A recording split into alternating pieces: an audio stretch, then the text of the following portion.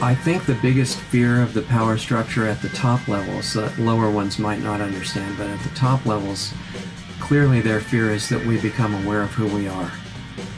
Anything that would lead to that, they don't like, because, see, we have a lot more potential to do things than they do.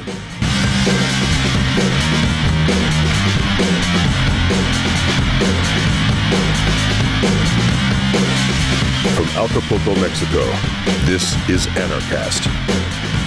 Hey everybody, welcome to Anarchast, your home for anarchy on the internet. I've got another great first-time guest. So many great guests lately. It's Richard Sachs of the Lost Arts radio show, and I've actually been on his show, and we've actually been talking offline quite a bit because I get the sense he's really on to a lot of things that I've been starting to realize myself. And as you know, here on Anarchast, or even on my personal YouTube channel, I've done a lot of work on myself in various forums, a lot of consciousness sort of stuff, a lot of health stuff, including fasting. And the fasting thing to me has really stuck with me as being shockingly good. I was not expecting when I first wrote, it was about 2 years ago, I wrote on Facebook, FBI book, I wrote that, hey, I'm going to try a fast for a couple of days. And all the comments were like, you're crazy, you're going to die, you have to eat, and all this sort of stuff. And on day 2 of fasting, I had never felt better in my life. I had so much energy, and I was like, there's something to this. And I went on, I've done numerous fasts since then. I think during one fast, I just quit smoking, like on day 2 of the fast. I've, just so you know, I've started re-smoking in the last few months. Been going through a lot of stressful stuff. It's sort of been a little bit of a crutch, but I'm planning on probably getting off of it again at some point here fairly soon. But on one fast, I just had no desire to smoke anymore. And so I was like, there's something to this fasting stuff. And I got talking to Richard, and actually I was on his show, and he told me, you should check out these Essene Gospels. I don't know exactly what it is. Richard can explain about it a bit. Apparently, it's something that could have been in the Bible, but isn't. And this whole Bible thing, I'm still like, who put in what parts? I'm trying to figure out like what's going on. I know there's some good stuff in there, but I know there's some lies. And then when Richard actually said, just read these Essene Gospels, and I don't know much about them. We'll let Richard explain that a bit later about what that actually is. It made perfect sense what was in those books. It was about fasting. It was about that's how you connect with God, is by cleaning your body is your temple, and all these sort of things. And it just rang so true to me. And I just got talking more and more with Richard. We actually he does like sort of consultations with people about, sort of about how to live these sort of ways. And he has a really interesting diet. I don't want to make this intro too long here, Richard, but a really interesting diet. I think you just eat nuts, fruits, and raw milk, I believe. We'll talk about that. And he talks about longevity and all this kind of stuff. And it all makes a lot of sense to me. So I was like, Richard, let's get you on Anarchast. I know you're an anarchist, so let's get you on here. You're also thinking very seriously about coming down to Acapulco. And just for people who don't know, the entire health and wellness portion of the event will run the entire event this year. All 4 days of Acapulco, there's going to be a health and wellness stage. And if Richard comes down, we'd be very happy if he spoke on one of those stages and did some of the things that he does. So that's a long introduction, Richard. But it's quite a bit to talk about, and we're going to get into a lot of this stuff. So if you're out there looking for even just health things, pay attention to this. I think there's something really to what Richard's talking about here. I've done it personally, and I've felt it. And then if you're into, being happier or being more conscious or connecting more with whatever you want to call it, God, universe, whatever you want to call it. I don't really care about the names. But having that connection, that feeling, I think it comes through really cleaning out your body and then cleaning out your mind, which I've talked about with the therapy work I've done and the hypnotherapy and all these sort of stuff.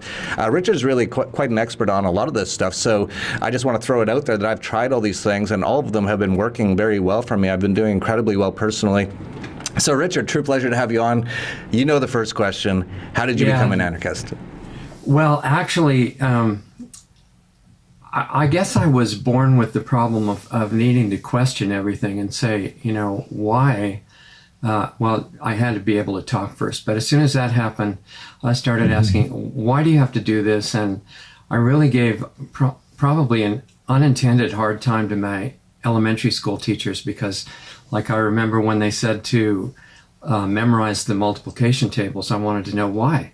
Why do you have to do that? It's right there, you could look at it. And once they explained, to my satisfaction as a 8-year-old or something, then I said, fine, I'll do that. And I just wanted to know, why does everybody know that something is true or that it's necessary? And also to a large extent, what's possible. And I never got over it. So I'm still coming from that point of view. And it's led to some really unusual places. And I presume part of those places has been to realize that being owned by government and how government works and being actually a slave and having rulers is probably not a great thing. Is that part of the realizations that you had over time?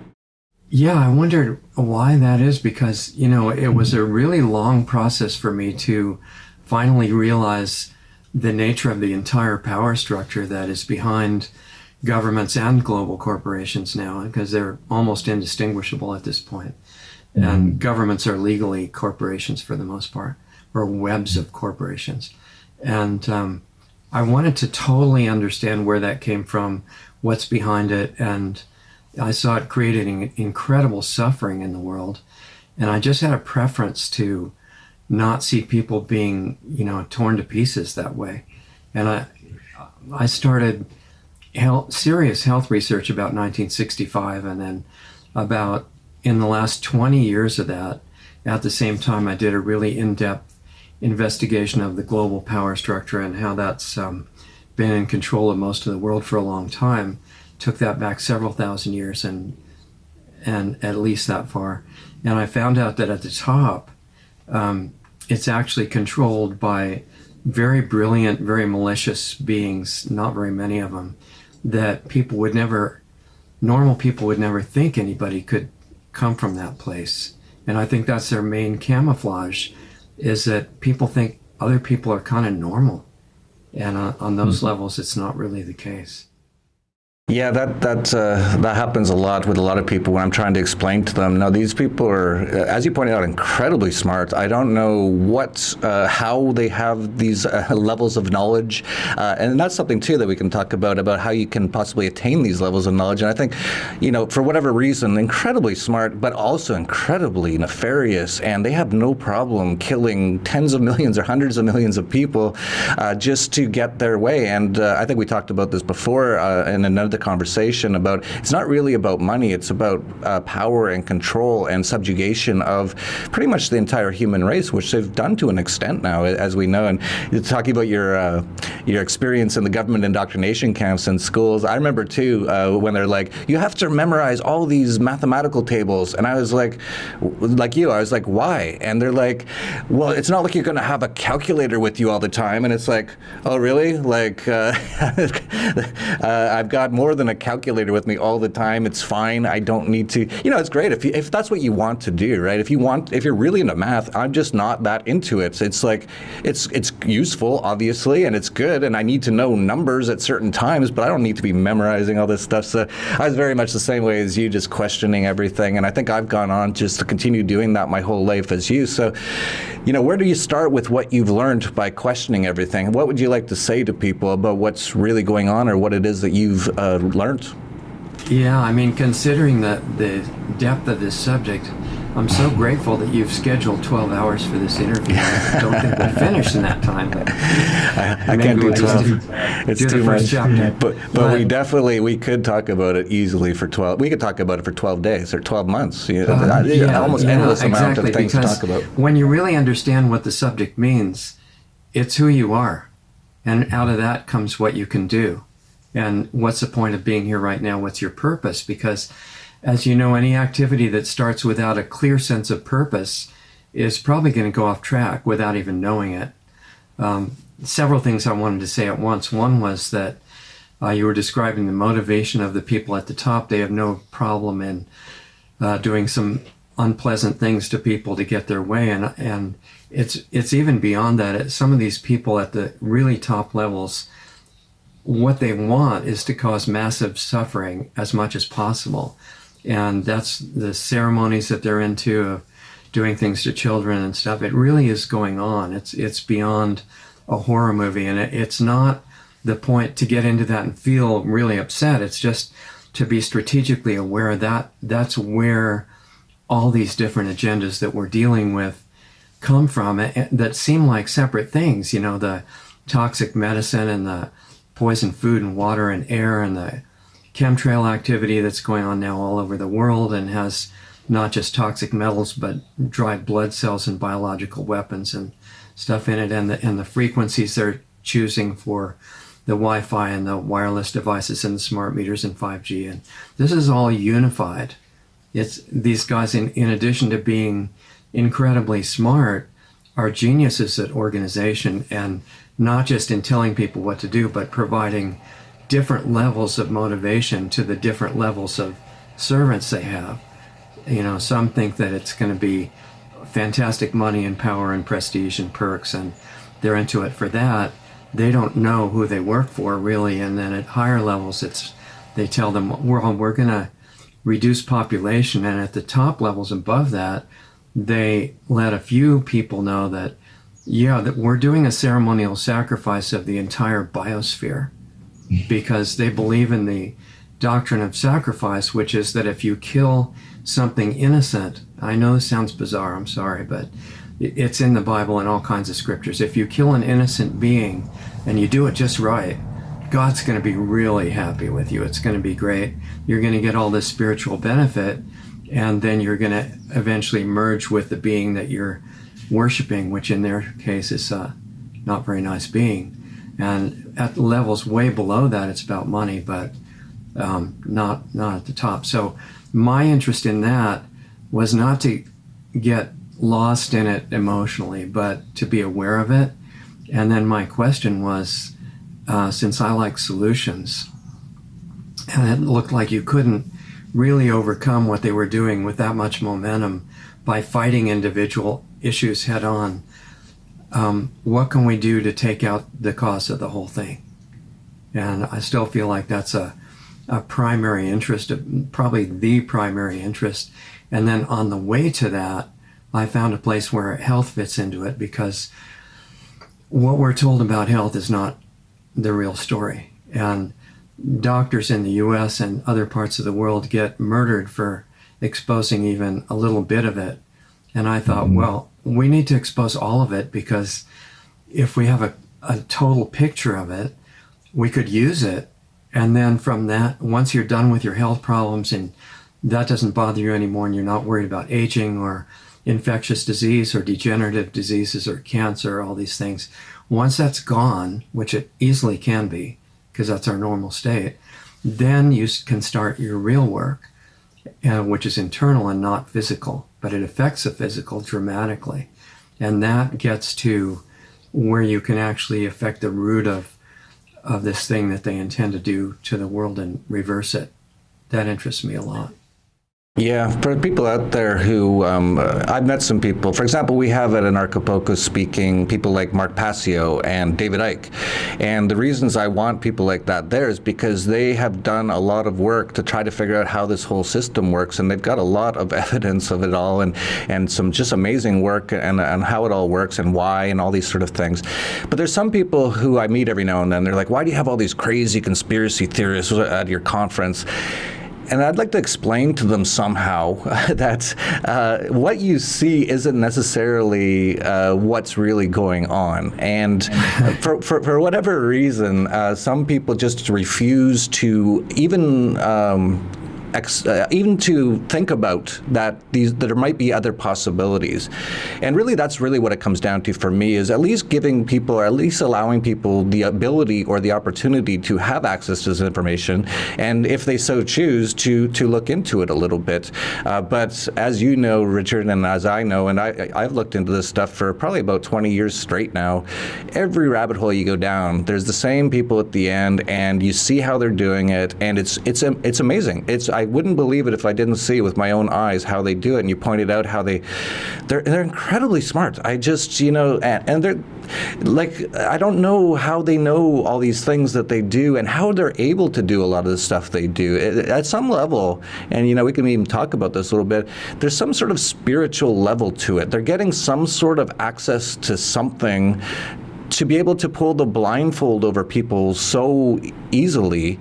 And look back at all the movies, The Wizard of Oz, there's the man behind the curtain. They put a lot of this stuff out there in various forms. I'm not saying whoever wrote The Wizard of Oz is necessarily with those guys or anything. I don't know. But a lot of this stuff is out there. They have a bit of a thing where and this might be part of their beliefs, and maybe you understand their beliefs better than I, but they appear to have a need to tell people what they're going to do to them before they do it. There seems to be some sort of natural law that they're aware of that they have to do that. And another thing, and this is a big thing, a lot of people will say, well, Barack Obama and Donald Trump and all these people, the central bank people, Ben Bernanke, like these people aren't that smart. And it's like, no, they're not that smart. They're just basically puppets doing these sort of a thing. But they don't even know necessarily what they're actually doing, as you pointed out. But they've set up the systems in place where they've incentivized everyone to be doing their work without even knowing they're doing their work for them. And on top of that, just my final comment here is that it's really ingenious how they've done it, because they seem to understand that if you kill a lot of innocent people necessarily, and you don't tell them you're going to do it, and if you actually do it with your own hands, you will have repercussions, whether you want to call it karma, going to hell, whatever there's all sorts of different words for these sort of things. They seem to understand that, so they've set up a system where they don't actually have to do anything themselves. They get other people to do it for them. And those are people like order followers, people in the police or in the military who go and kill innocent people, and they have no repercussions karmically, or however you want it, whatever you think's actually going on. They don't seem to have the repercussions because they didn't actually do it. They just convinced those people to go do it for them. So, I just said a lot of things there. I'm sure you have a lot of comments, so you can just take it from there. Yeah. Every one of those is such a deep subject. We could really spend some time on it, and we should at some point. But basically, yeah, they're aware they have to follow their rules. So these guys didn't make up those rules. They exist in trying to get the benefit that they want from the bad things that they're doing. Two of them are they have to have certain milestones they reach and recognize, and others are they have to give certain notices to the people that are their victims. That's us and the whole biosphere, actually, not just humans. So they realize they have to do that, and the power that you mentioned that helps them with this level of intelligence that they have and what they need to accomplish, that there's a negative polarity in this dimension of existence that is real, conscious, and intelligent, and they worship that. It's what loves everything connected with suffering and destruction and all that. It's real, not something that normal people would relate to at all.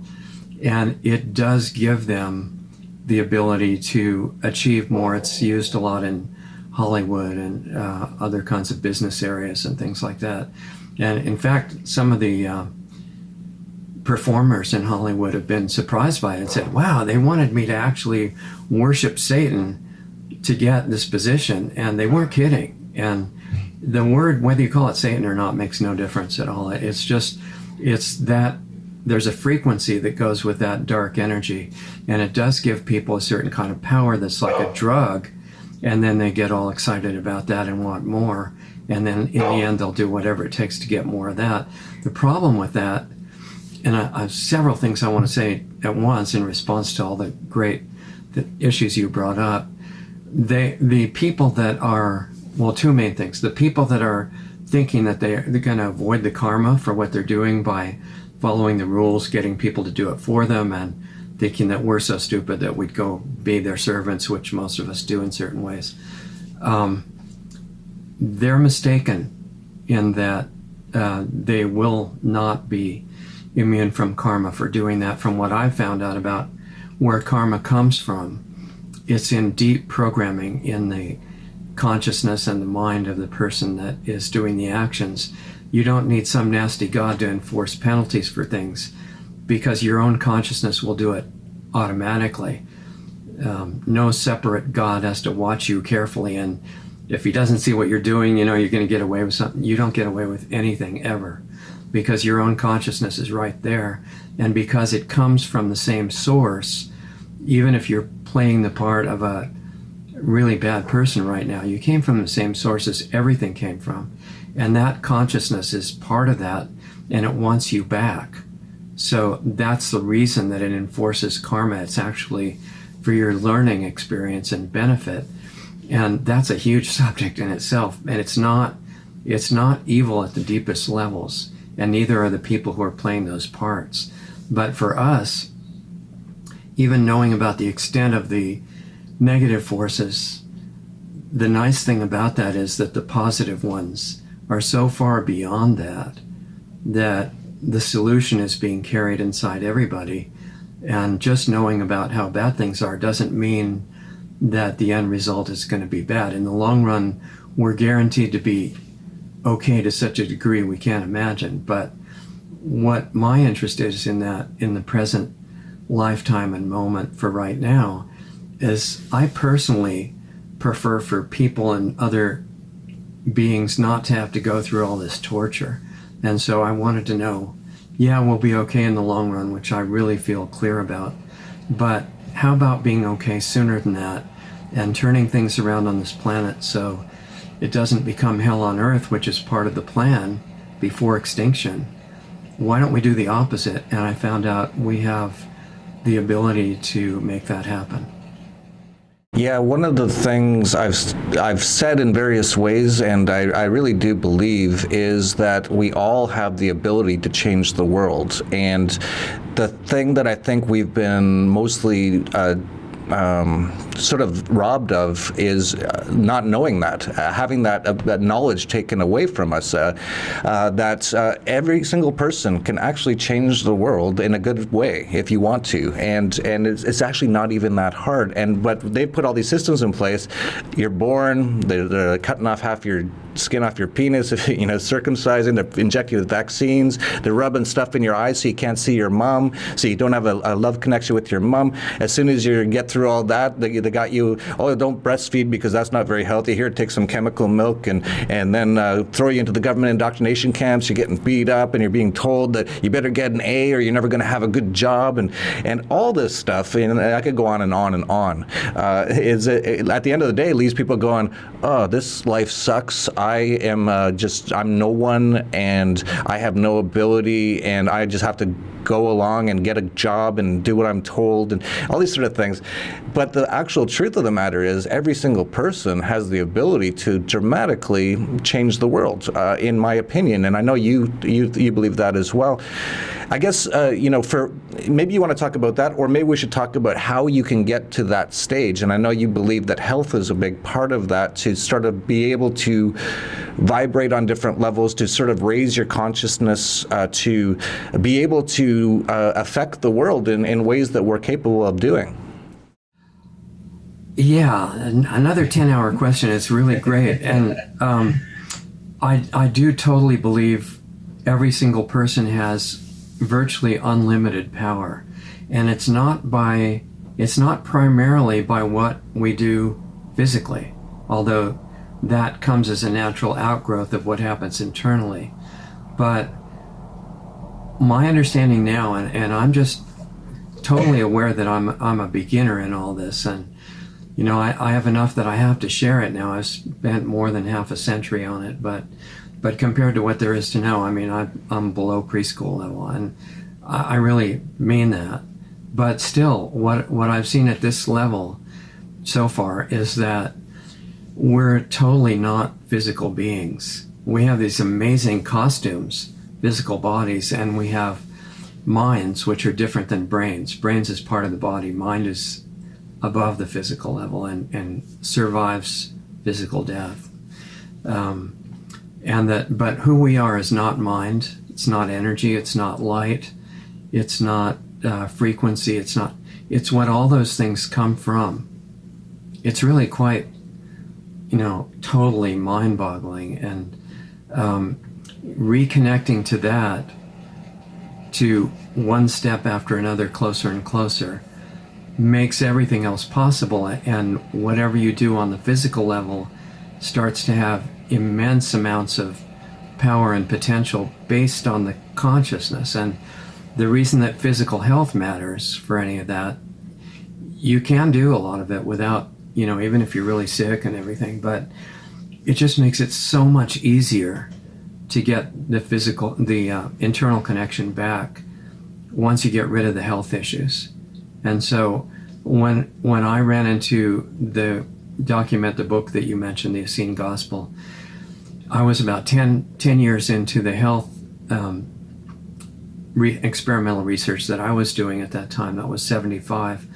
And I really resonated with what was in that book, not just the words, but the feeling and the energy that I picked up for it. You might have had some similar feeling.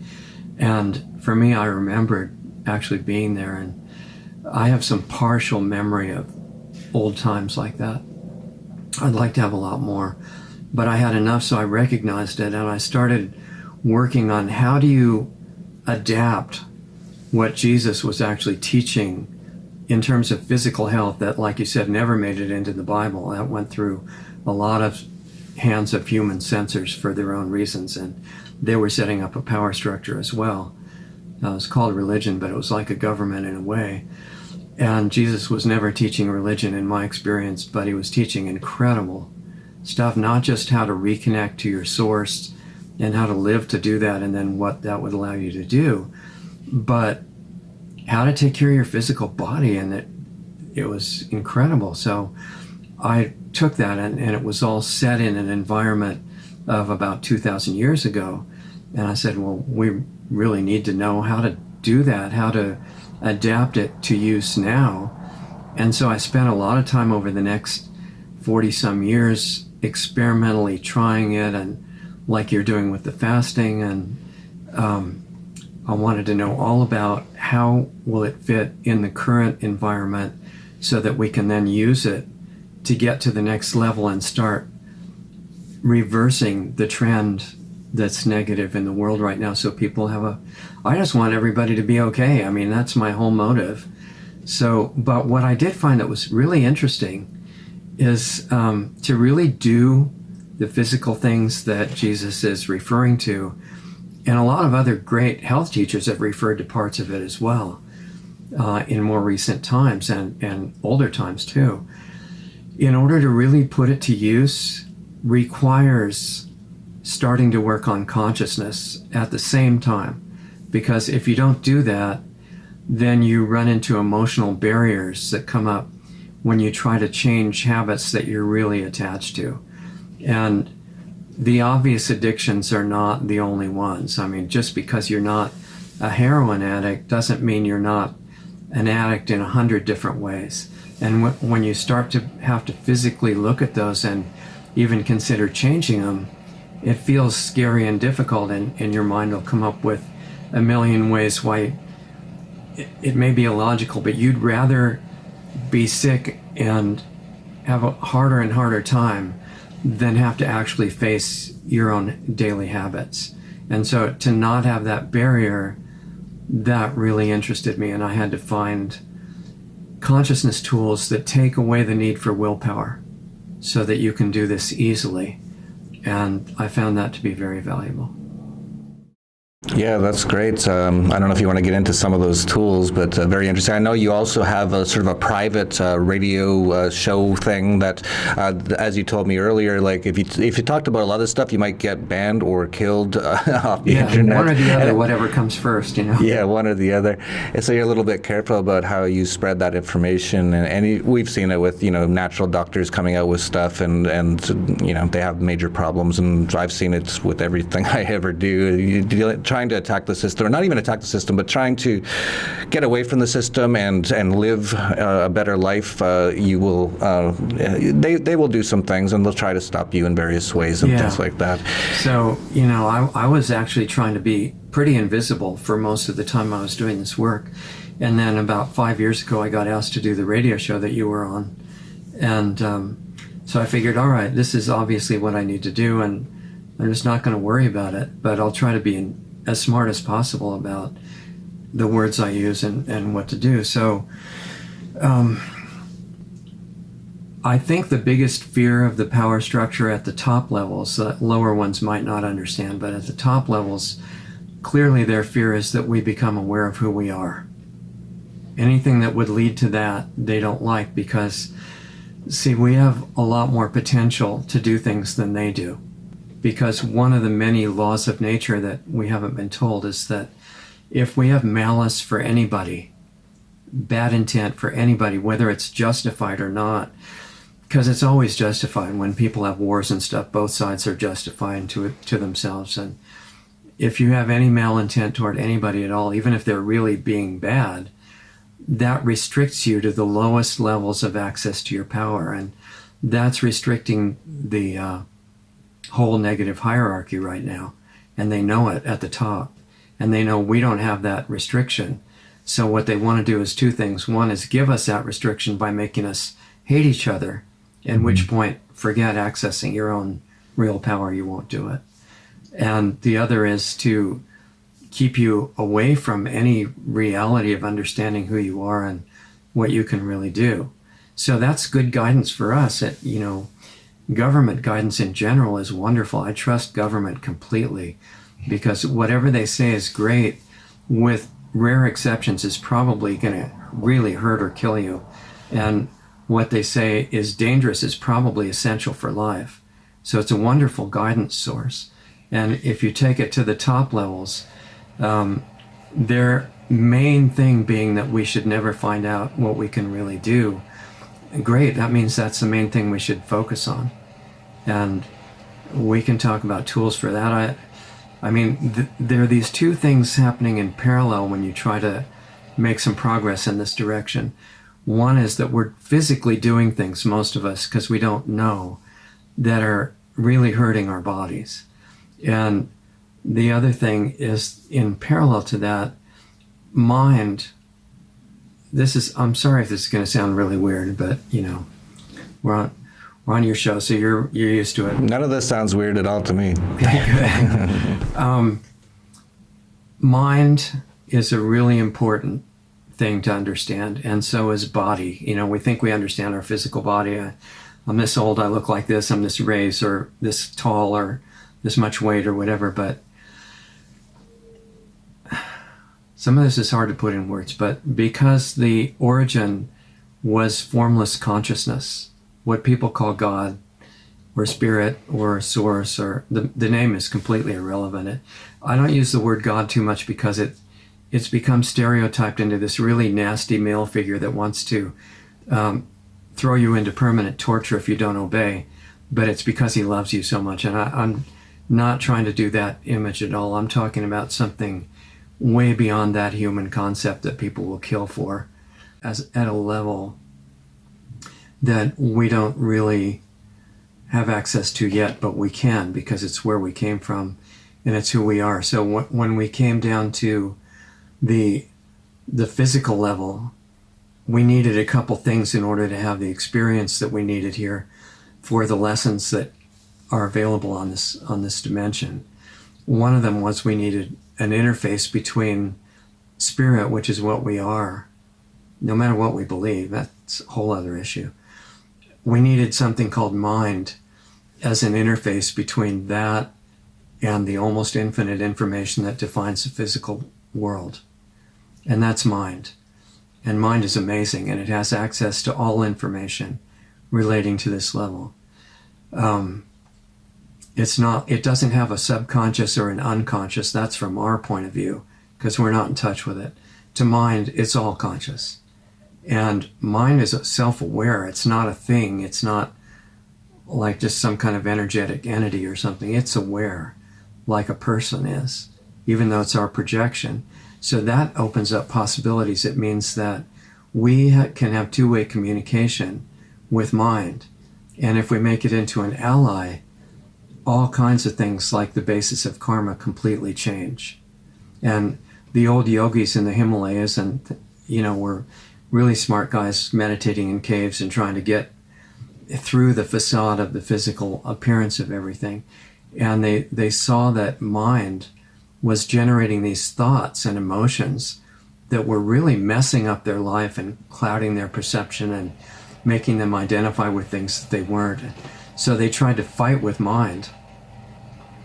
That's a really bad approach, and it doesn't work, because you end up having mind fight itself, and it can have some very unusual results and apparently miraculous things happening from some of the discipline that they were doing, the ascetics, but it doesn't end the problem, and it keeps karma going. But if you make mind an ally, which you can start to do by just becoming aware, like the first tool that I would mention is becoming aware of the constant flow of thoughts and emotions. going in the back of your mind all the time that we're so used to, we just assume it's us and we don't pay any attention. As soon as you step back and watch that, instead of watching to criticize everybody around you and situations and who to blame and what to feel bad about or all this stuff that we do, instead of that, it's a new habit that you can form to start watching the programming that's taking place in your own mind, and just becoming aware of that starts to separate you from it, which is a step toward experiencing who you are. The other is that body is self-aware also, and it's this complex network of different awarenesses. The body as a whole has its own consciousness. It's aware of itself that way.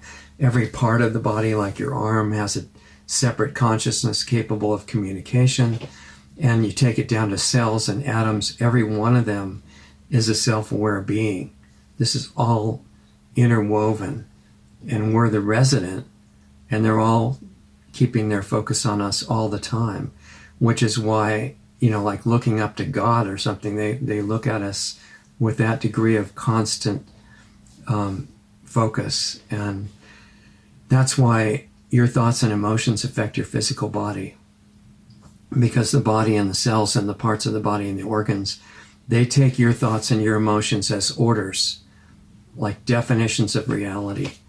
And that's what they make happen. So if you feel hopeless and depressed or really angry or upset about anything or in some kind of a negative frequency, you would say, your cells believe that's the reality, and they start to make it come true. And that's where the power of the placebo comes in, because something that you believe, not on the memory level where you just memorize what your group is supposed to believe, but the gut level belief that controls your feeling. On that level, if you have a feeling that things are really great, or you believe something's going to heal you, it tends to do that, even if it's just, water or something, because it's all programmed. So that's one of the first tools, and generally in parallel, to get the best results, you need to start learning the physical, mundane details that are talked about in the Essene Gospel, of stuff that affects your body, like every single thing that you eat here, because everything you do has an effect. Everything you eat does something to your body, positive or negative. What you drink, what you breathe, in the air, or smoking cigarettes and marijuana and different things, drugs you take, exercise that you do or don't do. Everybody, their body needs 3 different kinds of exercise, and if you miss those, then the degeneration that they call normal aging starts taking over. Sunlight exposure is critical. We're told that it's bad for you and it will kill you, so it's right. Yep. And grounding to the earth, where the 7.83 normal Schumann frequency is supposed to, harmonize with the body and bring you back to normal, and instead of being surrounded by Wi-Fi and all these intentionally disruptive energies. So you learn the physical protocols, and it's a progression. It's not like on the first day you're making the mistakes, and the second day it's all great. If you change it too fast, it's going to be harder. And so you start by getting rid of the stuff that's the most damaging, and keep moving that way. And fasting fits in as a detox protocol that is built into the body so that it can keep renewing itself. And it's not like fasting cures anything. It's just that the life current that is enlivening your body right now, all the time, is very aware and knows exactly what you personally need for healing. And the only thing is, physically it can't attend to that as long as you're keeping it busy with too much food and kinds of food that are actually damaging you, because that's what they're designed to do. And once you take those out of the way, and the body says, wow, I don't have to put all this work into digestion and assimilation and elimination of food, I know the next thing to do is these toxins that I couldn't get rid of before, that I stored in the cells, trillions of cells all over the body. It knows where every single deposit is, how to remove it, and it does it in waves so that it doesn't take it all out at once and it poisons you too much. So if you learn how to use fasting and cleaning the gut at the same time with water, it's called enemas, which they used back since the beginning in other forms.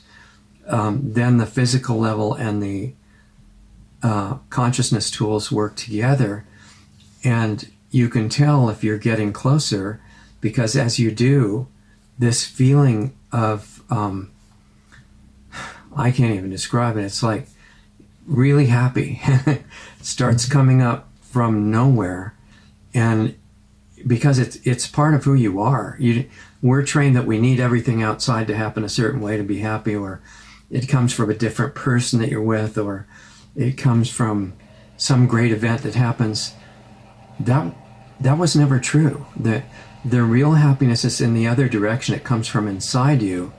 And as you do these things, what you're approaching is just feeling really good all the time. And as you want more, that drags you in the right direction. And the radiation that's coming out of you like a frequency, which is happening now, but it's scattered in most people and chaotic and negative. When that gets coherent, that's the most powerful way that you affect the whole world, because everybody else is running on a frequency too, even the so-called bad guys, except that where you can get to is much more powerful than them. So you get farther in that direction and you say something innocuous like hello, and it carries your frequency, and it will change people down to their core. But the way to do it is forget about changing the outside so much. Change the inside, and then these ways to change the outside are just going to come up, and you won't be able to avoid them. They're just going to happen as part of your inner process. Yeah, that's something that I've been talking about for a couple of years now, that I realized that I didn't realize that I didn't realize before. And, as a male and growing up in an environment of basically very violent environment, basically grow up, get beat up every day, have to beat up other people. The game we played was hockey, where it's just all fighting. I thought, the way to be, a strong man in this world is to be that way. And in order to change the world, I have to go out there and kill some people or force them to do things and all this sort of stuff. Right. And it led me down a path where I ended up incredibly depressed, and through a number of things, and psychedelics helped me at the very beginning just get to change my vibe a little bit. And then once I started with a bit of fasting, and you mentioned the enemas, all of a sudden I was like, I haven't felt this good in a long time. And all of a sudden, everything just started to change around me. And I could see, like, as you said, as your frequency changes, or whatever you want to say, it actually affects the people around you. And this is where I come back to what we were saying, that we can change the world dramatically. But it's not about going out there and holding up a sign or yelling at people. It's actually going in and changing yourself, and then everything changes outside of you. That's the real key. And you brought up earlier about, well, first of all, how everything we're told is, if by the government or the mainstream media or anything, do the exact opposite, because that's what it's pretty safe, they want. Yeah, it's a pretty good rule of thumb. And like, who are you sort of a thing. If you ask your average person, you just go up to them and go, hey, like, who are you really? And they'll go, I'm an accountant. And it's like, no, but that's what you do. But, like, who are you? And they'll be like, well, I'm 35 years old. It's like, that's the age of your body. Who are you? They just have no concept of what we've just been talking about. And that's on purpose. And then they built up this whole thing of scientism. And they're like, oh, this was just there was an explosion 6 billion years ago. 6 billion. They always put in the 666 somewhere. And they're actually hilarious. I actually think the more I learn about these guys, is they're pretty funny. The way they do things, they've got everyone believing the wrong thing, and they throw in all these like little clues all the time, and like they must just think it's hilarious to destroy so many people for whatever reason. But yeah, so their whole thing is, yeah, so 6 billion years ago there was nothing. Okay, then what happened? An explosion. Oh, and that's science. Okay, and then it's just, now there's everything, and that's not a religion or anything. That's science, and there was nothing here, and then some water came to the planet from meteorites. Really? How did the meteorites have water? Oh, don't worry about that. It's all science. And then there was nothing, and then there was some amoebas, and then there was rats, and that turned into you. So you're basically a rat living in the middle of nowhere in an infinite universe, and you're not important whatsoever. And so just eat your pizza that we're going to drive down your throats and advertising and all this sort of stuff. Take your vaccines. Go to your schools so you get educated, so you never learn anything. And that's basically what they've done to people is and you can just see it, and that's what's actually the problem in most societies today, is that people are just absolutely destroyed, and they don't even know they're destroyed, and they don't know that there's actually a way to fix it all, and it's actually quite simple. Little things like don't eat for a couple of days, or you can go on about some other sort of things, but like just stop doing all those things, and you can get back to being very good, and once you do that, all of a sudden the world changes. So yeah, this has all been hidden from us, and it's actually quite simple, isn't it? Like really what you're talking about is not very complicated, is it? Right. No, you don't have to be a really advanced physicist or anything to understand it. In fact, it's beyond mind. The reality is completely beyond mind. Mind is just an interface to deal with all the complexities of the world, but who we are is not even part of that, the original part. And so, yeah, I completely agree. It's quite simple. And the reason it's hard to change is basically everybody just wants to feel good. Even the bad guys who are torturing people and everything, they think that causing pain is going to make them feel really good. That's why they do it. And they're on a drug. That's their drug. So we have it on a milder scale, that we think eating something that we know maybe isn't good for us makes us feel good. It's closer to being happy, and that's the point of the whole thing. And it takes a certain amount of, I guess, maybe disappointment and realization that that's not really making you very happy. And all of these temporary things wear off, and you don't want to have it wear off anymore. You want to feel good all the time. And you eventually get to a point where you really want that, and you're willing to do some things to change it. And you also have a motivation to maybe really want to do something good in the outside world or for other people so that they could feel good too. And it's not like giving them an unlimited supply of some special food. It would be affecting them by resonance, by what you become. So that eventually, you see, there's no way around having to deal with what is inside of you. And you don't need to do decades of psychoanalysis or anything, because that's all on a lower level contained within the mind programs. And what you're going to be doing is completely separating from those programs 100%, and then opening up a new communication with mind and body, which are like your abandoned children that you've just been letting them run around not cared for since before you were born. And they're not very happy about that. Yeah, this is something that I didn't realize whatsoever, and it was actually my therapist who said it to me for the first time, and I was quite surprised when he said it. We were just talking, and he said, "Have you ever thought to thank your body?" And I was like, "No, why? Why would I thank my body?" He's like, "It's been carrying you around for like over 40 years. You put in so much garbage, it takes care of it. It's doing trillions of activities at any given moment, taking care of every single part of you." And when he said that, I was like, whoa, yeah, why didn't I think to thank my body? And, I started to do that a little bit, like start to acknowledge it. It's like, well, thank you very much. Like, wow, like amazing. And then he was like, do you ever think to thank your mind? I was like, well, aren't I my mind? He's like, well, think about that. I was like, well, why would I thank my mind? He's like, because it does everything for you. Like yeah. it's telling you, like, it's helping you to get through this whole 3D world and get all the information's in there. And do you ever think to thank it? And I didn't. So the whole point of this is that most people, including myself, have never thought that these are separate sort beings that we have to live with, whatever we are, but we're different than the mind, we're different than the body, whatever that is. We're all together here right now, and if we don't work together as a team and recognize we are a team, then it can just kind of get all crappy. But if we can recognize that we are a team and start to actually, thank them and work with them and say, thank you very much. I do this all the time now. I'm like, thank you so much. The body is truly an intelligent being, and that's where the whole saying, listen to your gut comes from, right? It's because it's conscious. So you'll meet a person, you'll be like, I don't know what it is. He said all the right things, but it didn't feel right in my gut. It's like your body is actually sitting there going, no, this vibration is not right, or whatever it is. And then, of course, your mind will also do similar type of things, and it can kind of lead you astray if you don't know how to work with your mind. But there are sort of three things, and I don't know if that's where this whole sort of the Holy Trinity came from. I'm starting to think about all these things now, like body, mind, and soul. They actually kind of talk about that. They talk about your body as a temple, and if you can clean out the temple, obviously, you can get closer to, some sort of connection with the source, whatever you want to call it, that sort of thing. So I just want to throw that in, that this is stuff that I had no idea about, that I think is totally true now. Like, it's through my own experience.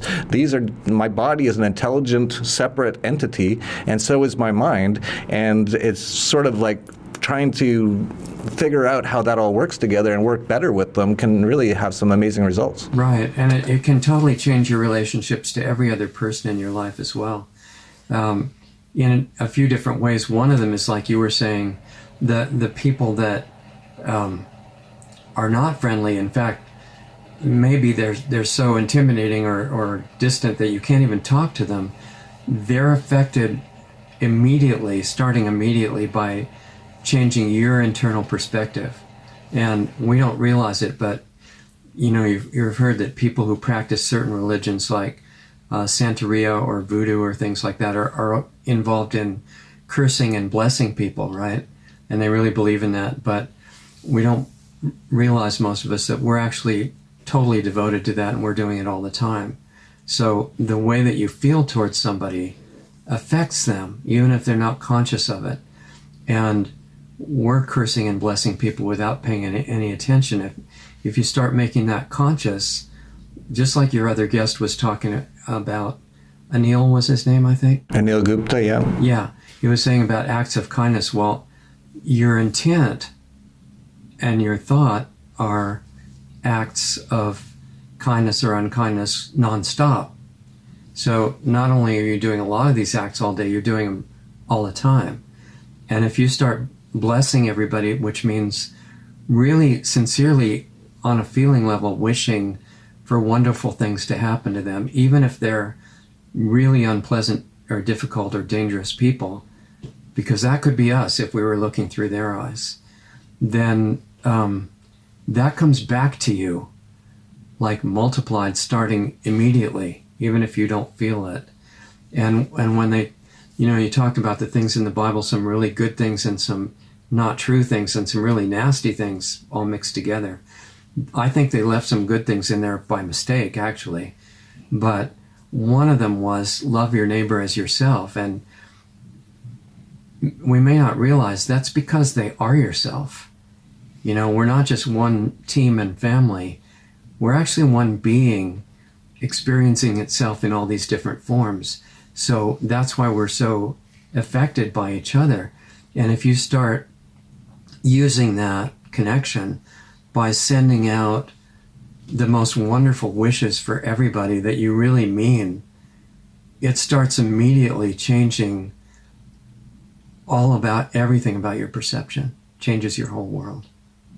Yeah, you told me that in a private session we had together. And one thing that I think I've done right in my life, accidentally, is just like nothing I never planned, is I've always been the kind of person who doesn't wish ill on anyone. I just don't. Even like Donald Trump or all these people, I don't hope he dies tomorrow. I hope he stops doing the things he's doing, but I literally don't wish ill on anyone. I never have. For whatever reason, it's just been something I've always done. And, I might not hope for the best for them. I might not hope Donald Trump has has the best day tomorrow or anything like that. But I definitely don't wish ill on anyone, really. And a lot of people have said about my life, they're like, how is it that no matter what happens, you're always fine and everything seems to work out for you? And, you saying that, I'm thinking maybe I've been kind of like creating my own reality that way, in that I'm just not giving off bad energy to people. I'm actually giving them quite good energy, and it just comes back to me somehow. I don't understand how it works, but I think there's definitely something to it. So you told me about ways that I can even go further and actually think about people and really hope for the best for them in various ways. And I've been doing that with even people. I did it with the person who defrauded me and stuff like that. I've been doing it with other people. I did it with like people around me, including my family. I just wish the very best for them, and I can kind of see it's changing everyone. It really does. I mean, we had one.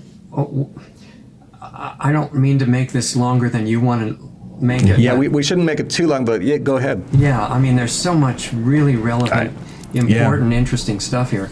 There's a system called Hooponopono, which is, really not discovering anything new, but it configured it in a way that maybe was kind of unique. It was a guy in Hawaii, I think at the time, named Dr. Hugh Len, and he found a way of doing what you just said, projecting good wishes towards somebody. And it was based on this really deep concept and reality that everybody in your universe that you perceive and don't perceive, that's a part of it, and every circumstance, everything that happens in your universe is projected by you. And that's true not just for you, but for absolutely everybody. And that goes beyond what mind can really grasp, because it starts saying, well, how can all these people be in control at the same time? And they are. And what that means is that anybody, including us, who decides to make use of that can change the projection, which includes everybody else's behavior. And you can't do it, you can't use that in a way that hurts anybody, because it won't work. You have to actually have this benevolent wish for people, like you were explaining that you naturally have, which is incredible. And he was called to help at a mental hospital where all the patients were becoming violent and the employees were all quitting because they couldn't handle it, and it was really a hellish situation. Kind of like a microcosm of some things happening in the world, you might say. But what he did, he was called in to deal with it. He took the personal files of each of the patients, each of the inmates, and didn't try to do it by interacting with the patient's physical, being, but took those files and focused on each one, and really, the key was that he really meant it sincerely and tuned into that person. And he said 4 things. He said, I love you, I'm sorry, please forgive me, which I changed to please forgive me and heal. And the last thing was thank you, each one of which he absolutely meant. And over some time, all the patients got better and many of them went home normal again. That's really significant, because it can be used not just by him in a mental hospital, but by us in anything. And I think ultimately, when we start to really absorb how to do that in a deep way, I think it could be used on a scale of planetary scale, because it's only one tiny planet in the universe. Size is really totally relative.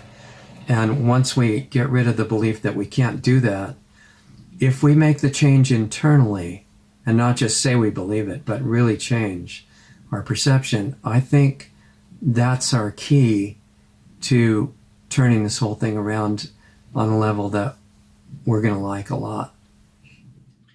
Yeah, there's something to what you're talking about, and I've tried some of this stuff myself, and I can see the results. So there's going to be some people out there who are going to go, these guys are crazy. Yeah. There's no scientific proof that this can happen. It's like, well, that's your mind talking right there. But, try it out for yourself. Just try treating everyone with true, wish the best for them, even if you don't like them, and see if that changes things around you. I definitely noticed it changing things, even as I've started to focus on it. And as I pointed out, my whole life I kind of have been doing that. I've never wished anything ill on anyone, I don't think, ever. And everyone's like, how are you so lucky? I'm like, I don't know.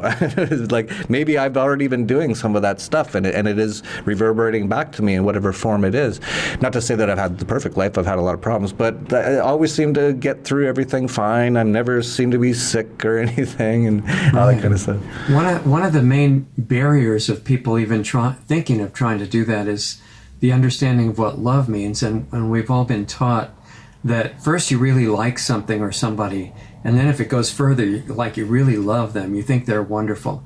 That's not the kind of love that this is talking about. It's like when the sun shines on the earth, it's not judging which plant is worth letting live and things like that. It's a free unconditional gift to everybody. Even the people doing the worst things in the world get the full sunlight if they want it, which they usually don't. But that love is like that. It's like you have this capability. It's like watering a plant to give this life-giving energy to anybody. And the people who are in the worst shape need it the most.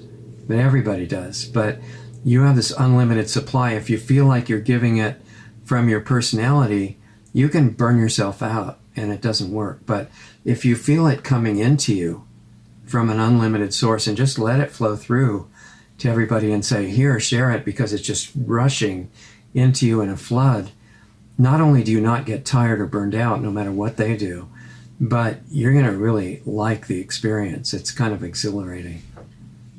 Yeah, great stuff. Yeah, I try to keep these shorter. I don't know how long we've been talking already. Quite a while, actually. More than 10 minutes, probably. Yeah, so we could talk for hours and hours, and may I should have you on again at some point. Or definitely I should. It's just a matter of when and how, and so many amazing people I need to talk to. But you might come down to Acapulco. You also have your show. You should let people know about that. Let them know about the private show. Let them know that you do. I don't know if you do that to everyone, what you did with me, but you did like a private session with me. You might also want to, Richard, just sort of put it out there, because what I've found with life and reality is once you speak something, or once you even write something, it starts to become reality, and it's like the power of the spoken word. Or even when you spell something, it's called spelling for a reason. It's like casting a spell. You're creating it, and they say you write in cursive. That's like casting a curse. It's all kind of hidden language that they've done. So you might want to just put it out there to the universe that you would like to start a school for this sort of thing at some point, if you want to do that. And feel free to let people know everything you're up to.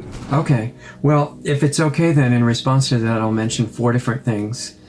As far as the show goes, it's Lost Arts Radio, and we have weekly guest shows like we did with you, and the archives going back 5 years are available. They're all free and available, and you can go to Lost, L-O-S-T, Arts, A-R-T-S, plural, radio.com, and that's access to all the archives and all the current and upcoming shows and articles and videos and all kinds of stuff there.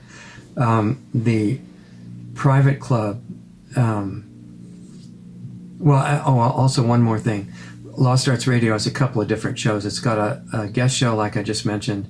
It's also got kind of a news summary show that comes up Saturday afternoons, and that's all described there too. You can see that, implications of some of the things happening in the world physically.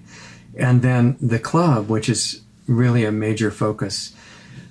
I started that because if anybody's interested in actually learning what's forbidden about health information and also consciousness tools that people can use in their own life situation, whatever they're dealing with life, relationships, health issues, getting their body back, reversing aging, which you can definitely do, and all this stuff, then we need to talk about it privately, because the censorship is really ramping up right now, and anything that goes against what the global rulers want is probably going to be gone. So we set up a private members site, which is at planetaryhealingclub.com, planetaryhealingclub.com, and it'll show you access there. That's where we can talk privately. And I do private consulting sessions, but they're limited in availability and they're expensive. And so I thought, why not give people, even if they hardly have any money, the ability to have the same benefit And every week, even if they miss the live interaction, they can have the archives. And this is a cheap, really good way to do it because you can get constant interaction. And I'm there live every week on Saturday evenings, at least U.S. time. And if it's a bad time of day in your part of the world, then you just watch the archive and email in your feedback and we can still interact.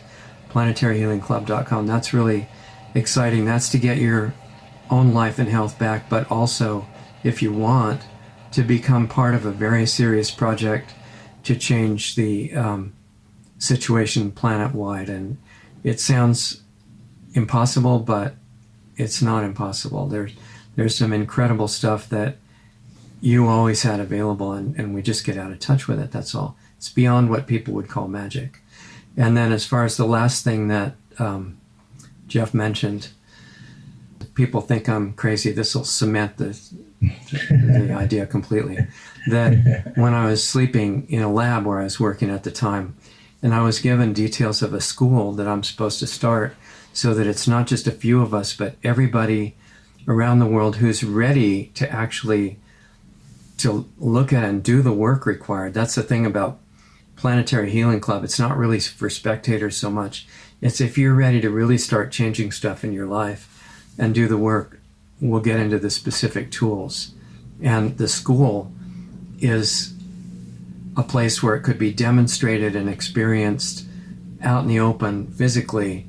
And I was shown all about what that has to look like and how to build it and how to run it and everything. But I don't have any money for it. So, and I'm not going to do anything to raise money that would taint the atmosphere, because that has to be kept really clear and pure. So the only thing we're really doing right now to take in money for the nonprofit that I started to eventually fund the school and at least keep us going in the meantime is I started a nonprofit called LostArtsResearchInstitute.org. You can see it there.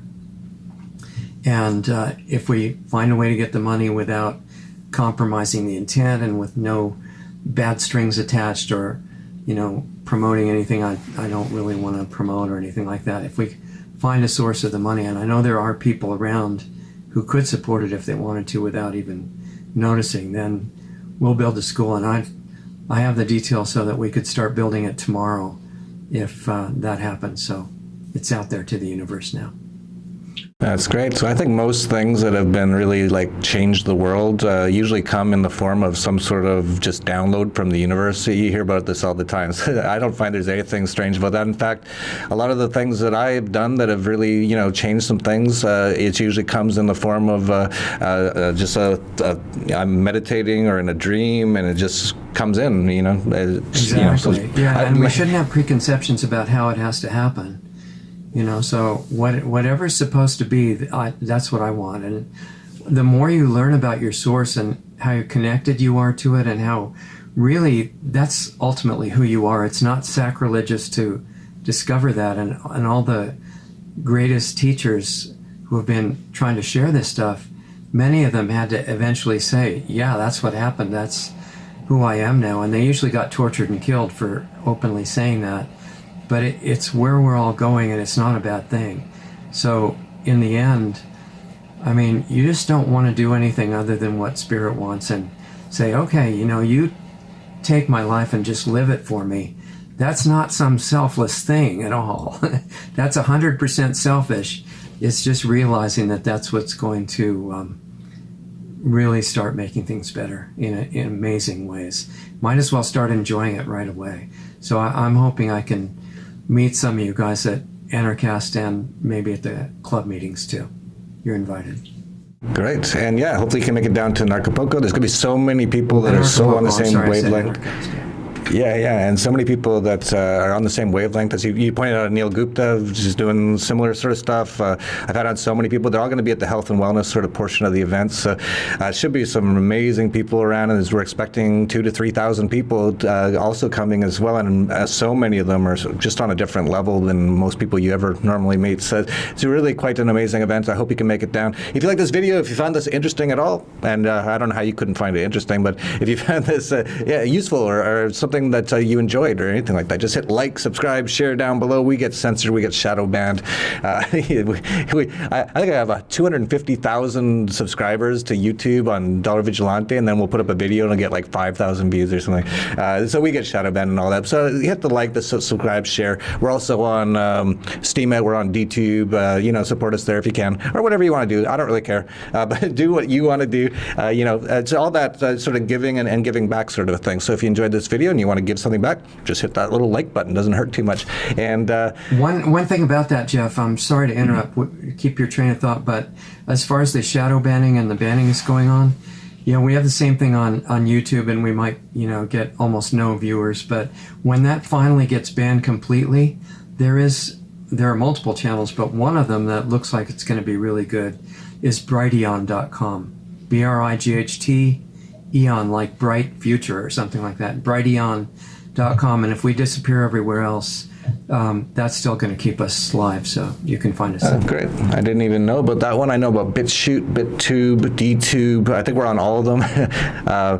So check those out. We'll have check those out, and we'll have the links to your stuff all down below. And that's basically it. As I mentioned, Anarchapulco coming up February 14th to 17th. The hotel's almost completely sold out now, but there's a few rooms left. So if you want to stay at the Princess Hotel, which is 1,000 rooms, make sure you do that in the next week or two. I think it's going to sell out before then, and Acapulco might sell out by, I don't want to make a guess, but probably before the conference begins, it'll be sold out. So if you want to come down and check it all out, you can, and feel free to do so. And that's it for Anarchast, your home for anarchy on the internet. Peace, love, and anarchy.